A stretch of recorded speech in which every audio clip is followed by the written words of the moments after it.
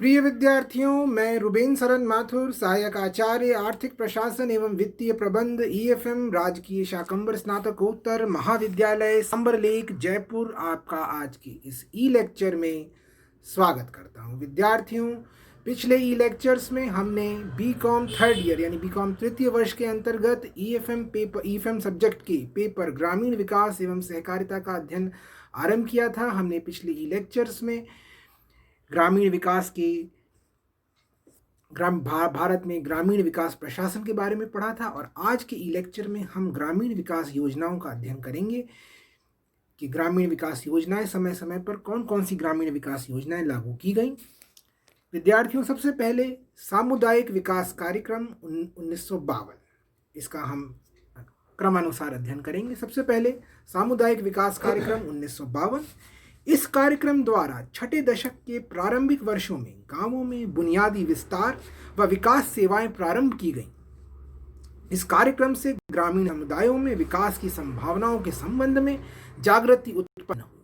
यानी सामुदायिक विकास कार्यक्रम 1952 में शुरू किया गया कम्युनिटी डेवलपमेंट प्रोग्राम। इसके बाद विद्यार्थियों, सूखा प्रवण संभावित क्षेत्र कार्यक्रम यानी ड्रॉट प्रोन एरिया प्रोग्राम 1970। विद्यार्थियों, इस कार्यक्रम के अंतर्गत सूखे से अक्सर प्रभावित रहने वाले क्षेत्रों की प्राथमिक समस्याओं को नियोजित ढंग से हल करने का प्रयास श्रम साध्य तथा उत्पादक पूंजी कार्यों द्वारा किया जाता है, जैसे मध्यम व साधारण कृषि कार्यों द्वारा भूमि के संरक्षण, वृक्षारोपण, सड़क निर्माण, पीने का पानी उपलब्ध कराने से संबंधित योजनाओं द्वारा यह किया जाता है। इस कार्यक्रम के प्रमुख उद्देश्य हैं सूखे से उत्पन्न कुप्रभावों को कम करने का प्रयास करना और जनसाधारण विशेषकर समाज के कमजोर वर्गों की आय में स्थिरता लाना। तीसरा, पर्यावरण संतुलन बनाए रखना। अगला कार्यक्रम विद्यार्थियों यहां पे आता है न्यूनतम आवश्यकता कार्यक्रम, 1974 में शुरू किया गया। विद्यार्थियों, 5वीं योजना में शुरू किए गए इस कार्यक्रम का उद्देश्य था सीमित साधनों तथा उनकी आवश्यकता के मध्य संतुलन स्थापित करके विकास के लिए आधारभूत आर्थिक ढांचे का निर्माण करना। तो विद्यार्थियों, इस कार्यक्रम को 1974 में शुरू किया गया न्यूनतम आवश्यकता कार्यक्रम। फिर बात आती है विद्यार्थियों अंत्योदय योजना 1977। विद्यार्थियों, अंत्योदय योजना 1977 में यह कार्यक्रम शुरू किया गया। इस कार्यक्रम का उद्देश्य प्रत्येक गांव के निर्धनतम परिवार का आर्थिक उत्थान करना था। इस कार्यक्रम को सर्वप्रथम राजस्थान में शुरू किया गया, बाद में इसे अन्य राज्यों में भी लागू किया गया। अगला कार्यक्रम यहां आता है विद्यार्थियों, जो बहुत महत्वपूर्ण है, समन्वित ग्रामीण विकास कार्यक्रम। विद्यार्थियों, जिसे हम IRDP के नाम से भी जानते हैं। विद्यार्थियों, समन्वित ग्रामीण विकास कार्यक्रम IRDP जो कार्यक्रम था, इस कार्यक्रम को 1978-79 यानी 78-79 में निर्धनता उन्मूलन व ग्रामीण विकास के लिए आरंभ किया गया और इस कार्यक्रम के तहत प्रारंभ में इस कार्यक्रम को कुछ ही विकास खंडों में लागू किया गया था, लेकिन 2 अक्टूबर 1980 को इसे देश के सभी विकास खंडों में लागू कर दिया गया। विद्यार्थियों, इसका मुख्य उद्देश्य ग्रामीण क्षेत्रों के सबसे गरीब परिवारों का जीवन स्तर उठाना तथा ग्रामीण क्षेत्रों में गरीबी की रेखा से नीचे के परिवारों को आय बढ़ाने वाली परिसंपत्तियां देकर तथा उधार एवं अन्य निविष्टियां सुलभ करवाकर उन्हें निर्धनता रेखा से ऊपर उठाना रखा गया। विद्यार्थियों, इसके तहत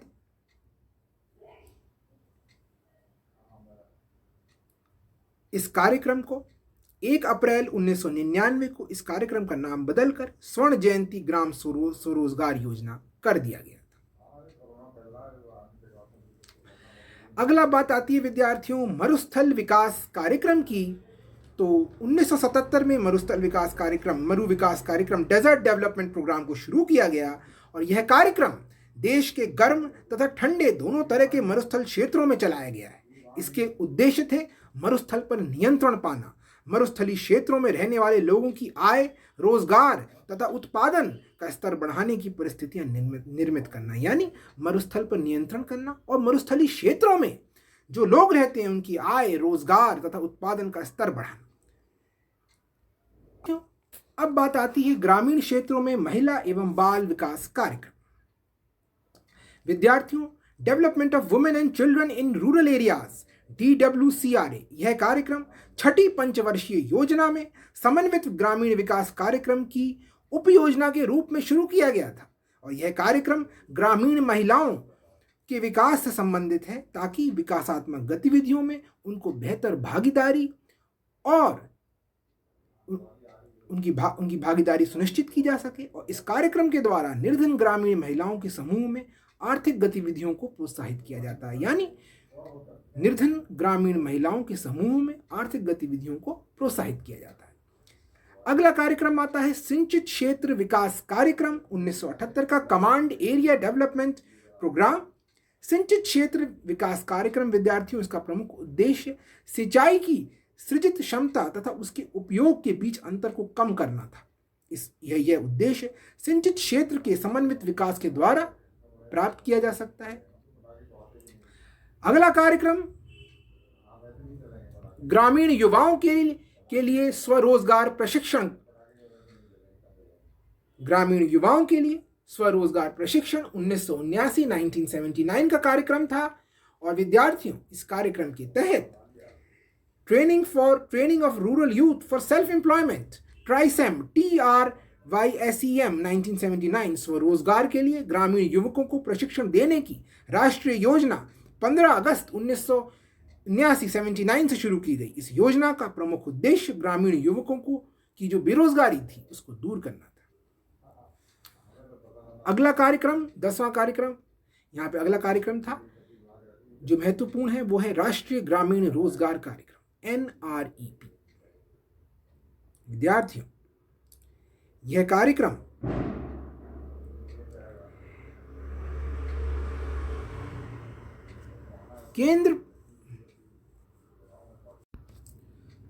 राष्ट्रीय ग्रामीण रोजगार कार्यक्रम NREP विद्यार्थियों यह कार्यक्रम केंद्र प्रायोजित योजना के रूप में अक्टूबर 1980 में प्रारंभ किया गया और इसका व्यय केंद्र तथा राज्यों द्वारा आधा आधा वहन किए जाने की व्यवस्था की गई। इसके 3 मुख्य लक्ष्य रखे गए: लाभकारी रोजगार के अतिरिक्त अवसर जुटाना, स्थायी सामुदायिक संपत्तियों का निर्माण करना तथा गांवों में बसे गरीब लोगों के भोजन में पौष्टिक तत्वों को बढ़ाना। तो यह कार्यक्रम 1980 में प्रारंभ किया गया। अब बात आती है शिक्षित बेरोजगार युवकों के लिए स्वरोजगार कार्यक्रम।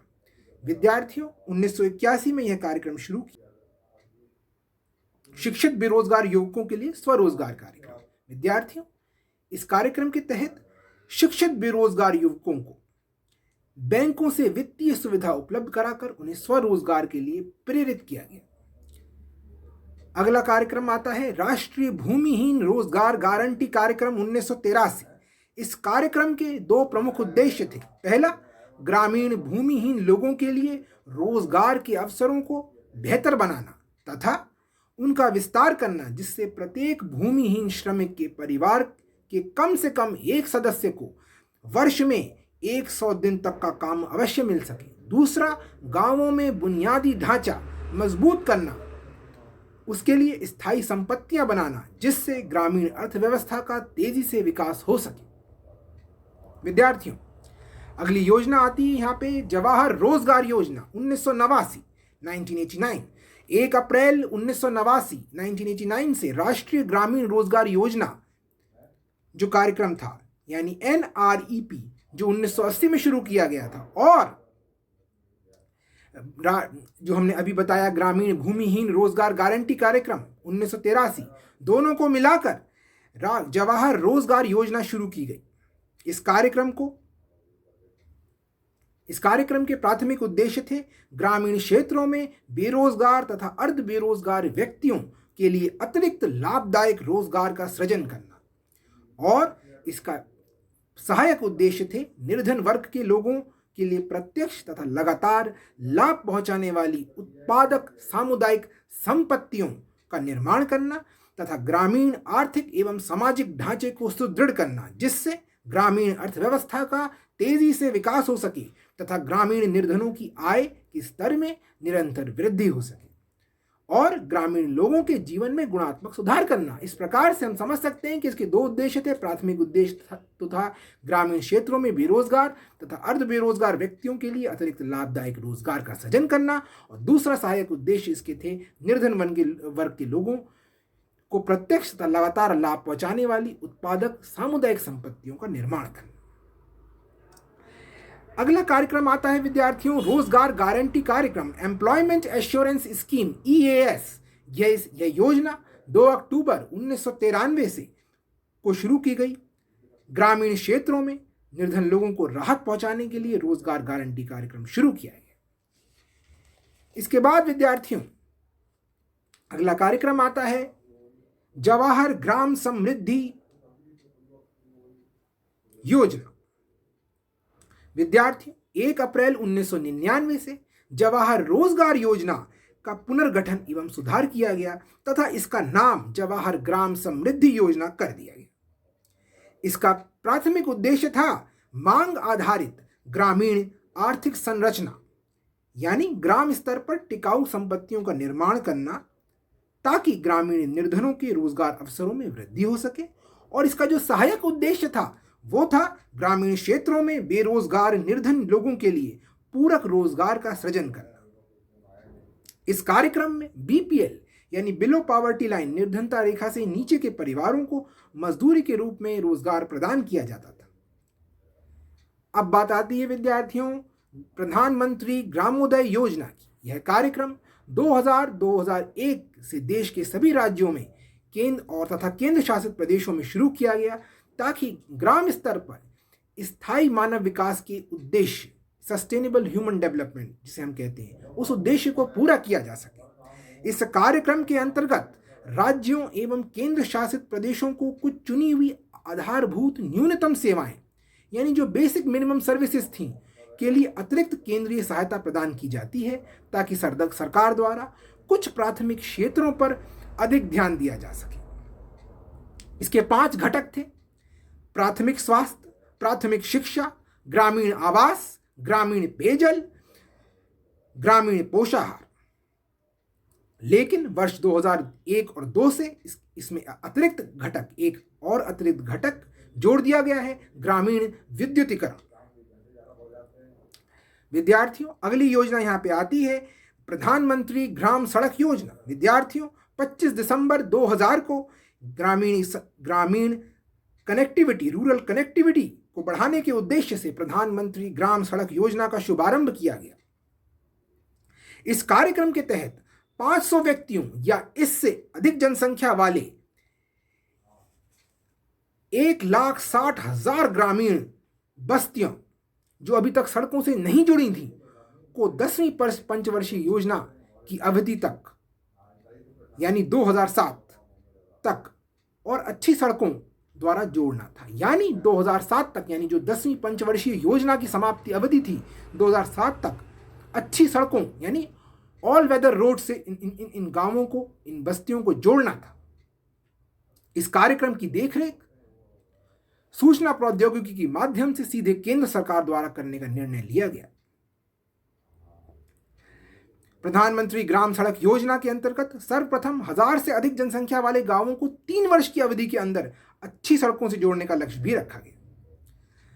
अगली यह योजना आती है विद्यार्थियों संपूर्ण ग्रामीण रोजगार योजना। विद्यार्थियों संपूर्ण ग्रामीण रोजगार योजना सितंबर 2001 में इसकी शुरुआत की गई। इस योजना के तहत जवाहर ग्राम समृद्धि योजना और रोजगार गारंटी कार्यक्रम जो हमने पहले आपको बताए उन दोनों को मिला दिया गया। संपूर्ण ग्रामीण रोजगार योजना के निम्नलिखित उद्देश्य रखे गए: खाद्य सुरक्षा के साथ साथ अतिरिक्त मजदूरी प्रदान करने वाला रोजगार उपलब्ध करवाना, टिकाऊ सामुदायिक सामाजिक एवं आर्थिक संपत्तियों का सृजन करना, ग्रामीण क्षेत्रों में आधार संरचना का विकास करना। इस प्रकार से हमने देखा संपूर्ण ग्रामीण रोजगार योजना। विद्यार्थियों,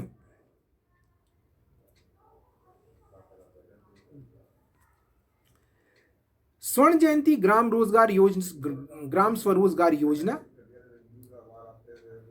स्वर्ण जयंती ग्राम स्वरोजगार योजना, इसके बारे में हम आपको बताते हैं। यह योजना 1 अप्रैल 1999 को शुरू की गई और इसके तहत जैसे हमने बताया TRYSEM यानी TRYSEM, DWCRA तथा मिलियन वेल्स स्कीम, इन सब का पुनर्गठन करके इस स्वरोजगारी योजना का आरंभ किया गया। विद्यार्थियों, इस योजना के तहत इसके लक्ष्य रखे गए निर्धनता उन्मूलन पर ध्यान केंद्रित करना, समूह ऋणों के लाभ को सुदृढ़ करना और कार्यक्रमों की बहुलता से संबंध समस्याओं का समाधान करना। इन सब कार्यक्रमों को मिला दिया गया और एकल स्वरोजगार कार्यक्रम शुरू किया गया 1 अप्रैल 1999 को, स्वर्ण जयंती ग्राम स्वरोजगार योजना। विद्यार्थियों,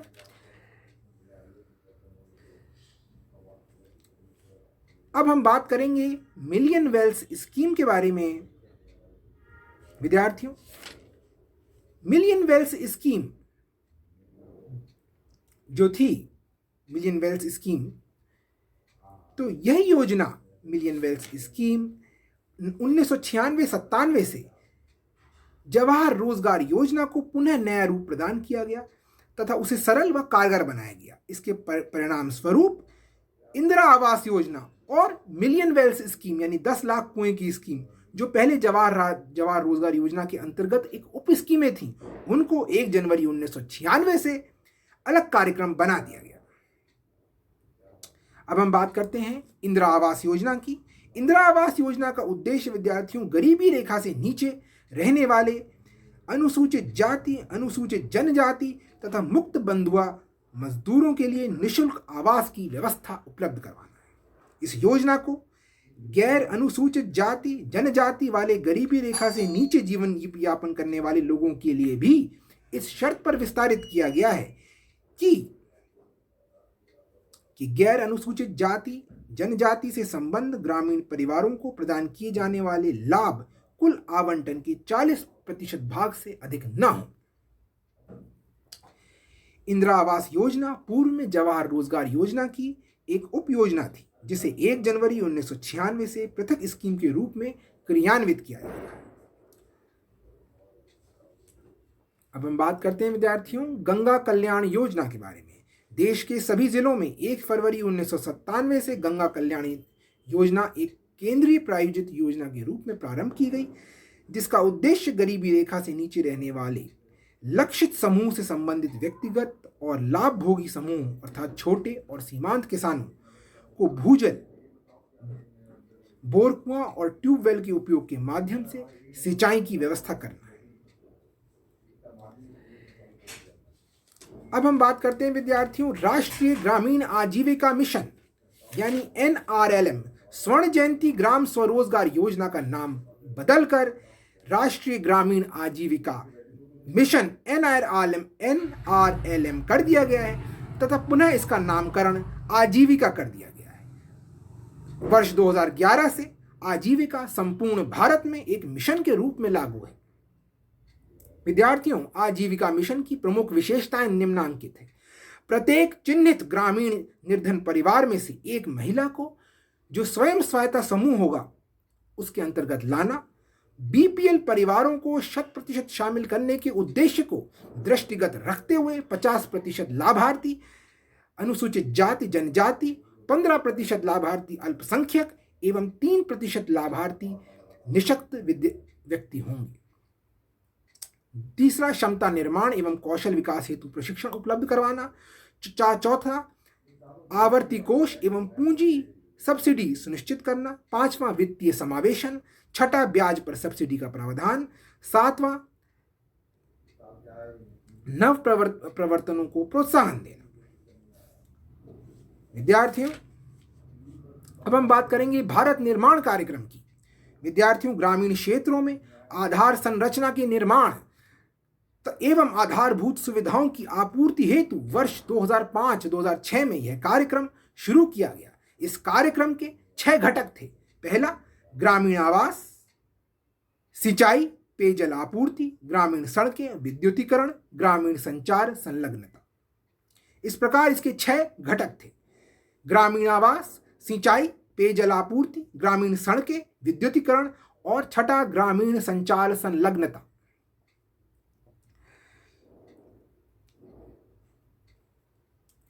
इस प्रकार से विद्यार्थियों, अब हम बात करेंगे राष्ट्रीय ग्रामीण स्वास्थ्य मिशन की। विद्यार्थियों, 12 अप्रैल 2005 को राष्ट्रीय ग्रामीण स्वास्थ्य मिशन कार्यक्रम शुरू किया गया। इस कार्यक्रम की शुरुआत दूर दराज ग्रामीण क्षेत्रों में निर्धनतम परिवारों को अच्छी गुणवत्ता वाली स्वास्थ्य सेवाएं उपलब्ध करवाना, उचित कीमत पर उपलब्ध करवाना इसका लक्ष्य था। इस कार्यक्रम के माध्यम से वर्ष 2012 तक शिशु मृत्यु दर को घटाकर 30 यानी प्रति 1000 पर 30 करना और जो मातृ मृत्यु दर है उसको प्रति 1 लाख जीवित जन पर 100 से कम करने का लक्ष्य रखा गया। अगली योजना जो सबसे महत्वपूर्ण योजना है वो है राष्ट्रीय ग्रामीण रोजगार गारंटी कार्य योजना यानी NGRES, जिसे हम आज मनरेगा के नाम से जानते हैं, यानी आज जिसका नाम है महात्मा गांधी राष्ट्रीय ग्रामीण रोजगार गारंटी स्कीम MGNREGS, जो सबसे महत्वपूर्ण योजना है। विद्यार्थियों, यह कार्यक्रम 2 फरवरी 2006 को शुरू किया गया। शुरू में इसे सर्वाधिक पिछड़े हुए 200 जिलों में शुरू किया गया। दूसरे चरण में इसका विस्तार करते हुए 330 अन्य जिलों में इसे क्रियान्वित किया गया। शेष बचे हुए 266 जिलों में इस कार्यक्रम को शुरू करने की अधिसूचना 28 सितंबर 2007 को जारी की गई और इसके परिणाम स्वरूप 1 अप्रैल 2008 से महात्मा गांधी राष्ट्रीय ग्रामीण रोजगार गारंटी स्कीम को सभी जिलों में लागू कर दिया गया है।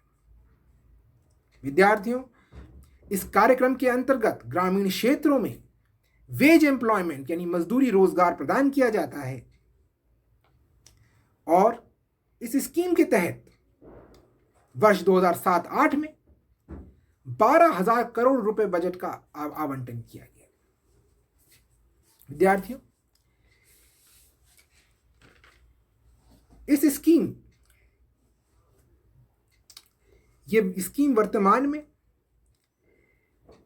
100 दिन का रोजगार प्रदान करने का लक्ष्य रखती है, यानी प्रत्येक मजदूर को 100 दिन का रोजगार प्रदान करने का लक्ष्य रखती है ये।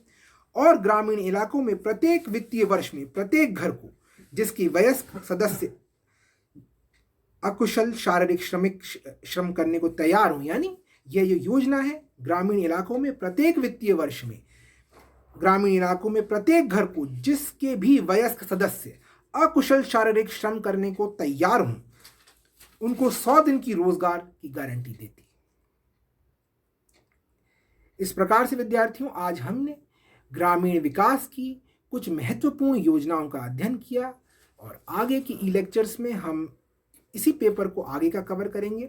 आज की ई लेक्चर में इतना ही। बहुत बहुत धन्यवाद।